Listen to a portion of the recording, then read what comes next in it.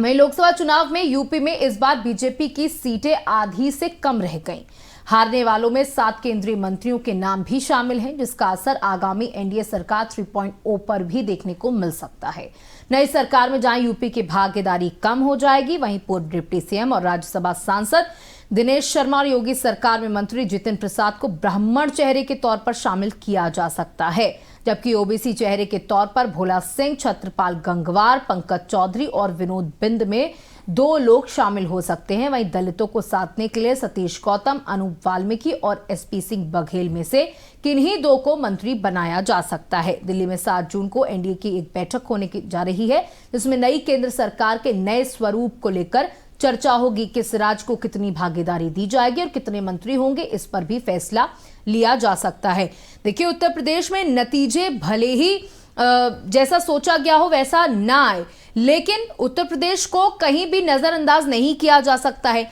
और साथ ही साथ जिन प्रदेशों ने एक बहुत बेहतरीन प्रदर्शन किया, जिसमें हम मध्य प्रदेश को शामिल जरूर करना चाहेंगे, साथ ही साथ जहां पर बीजेपी का खाता भी नहीं था वहां पर खाता खुल गया है।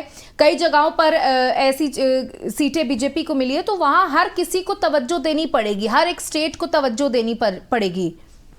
देखिए, ये बात बिल्कुल सही है कि आपकी दबाव है एक तो गठबंधन के लोगों का जी, दूसरी ये बात आपकी सही है कि उत्तर प्रदेश को इग्नोर नहीं किया जा सकता। लेकिन जब आपने अपनी हैसियती, अपनी संख्या ही उतनी नहीं बनाई है, तो उतने कैसे? आपको मालूम है पहले 62 और 2 मिला के 64 थे, तो कितने मंत्री थे? 11, और 11 में 7 हार गए, तो हार गए 7।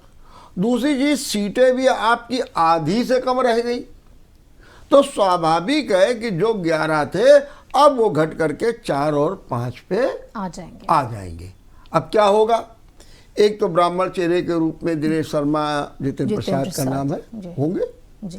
एक पिछड़ा वर्ग से व्यक्ति लिया जाएगा निश्चित रूप से, एक जो है पिछड़े वर्ग के बाद एक दलित का जरूर लिया जाएगा, जिसमें अभी देखिए, अब देखिए अनूप वाल्मीकि जो हाथरस से हैं, वो उत्तर प्रदेश में मंत्री भी, हाँ 2 मंत्री भी जीत गए हैं, एक तो अनूप वाल्मीकि और जितिन प्रसाद। तो जितिन प्रसाद तो हो जाएंगे ब्राह्मण चेहरे के रूप में, लेकिन अनूप वाल्मीकि को भी लिया जा सकता है दलित के रूप में। हालांकि अलीगढ़ से सतीश गौतम का भी नाम है, लेकिन उसके अलावा जो पंकज चौधरी हैं, जो पहले भी रहे हैं, माना जा रहा है कि उन्हें फिर रखा जाएगा। लेकिन अब संख्या कम हो जाएगी, क्योंकि 7 लोग हारे, वो तो बात की बात ही है, लेकिन जो सीटें कम हो रहे हैं वो भी एक बड़ा नुकसान, ये बड़ा नुकसान। तो इसलिए बात तो अब जहाँ पर वही मैंने बताया कि 64 में आपको 11 दे दी गई, तो अब जब यहाँ पर से कम हो गई हैं, तो फिर आपको हर हालत में